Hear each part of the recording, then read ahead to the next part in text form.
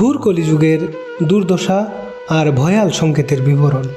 আর হ্যাঁ, চ্যানেলে নতুন হলে ধর্মীয় অজানা প্রসঙ্গগুলো জানতে চ্যানেলটিকে সাবস্ক্রাইব করে আমাদের সঙ্গেই থাকুন। কলিযুগের শেষে যে ভয়ঙ্কর বর্ণনার বিবরণ পাওয়া যায় পুরাণ শাস্ত্রসমূহতে, সবার গায়ে কাঁটা দিয়ে উঠবে। কলিযুগের বয়স হবে মোট 4,32,000 বছর। এই ভয়াল কলিযুগকে 4টি পর্যায়ে ভাগ করা হয়েছে। প্রথম পর্যায়ে মানুষের আয়ু হবে 100 বছরের মতো, দ্বিতীয় পর্যায়ে হবে 50 বছরের মতো, তৃতীয় পর্যায়ে হবে মাত্র 25 বছর, আর চতুর্থ পর্যায়ে একদম মারাত্মক অবস্থা, যখন বয়স হবে মানুষের মাত্র 12 বছর।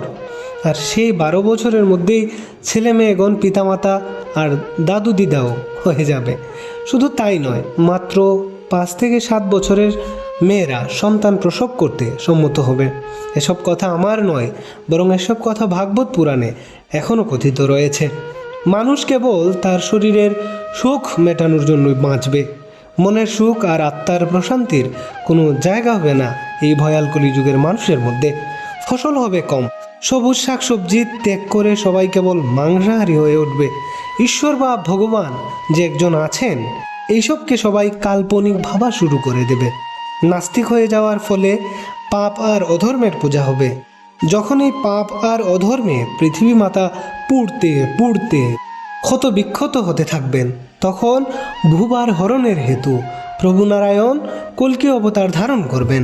দুষ্টের দমন আর সৃষ্টের পালনের হেতু তিনি ধরায় অবতীর্ণ হবেন, আর সত্যযুগের আবির্ভাব হবে।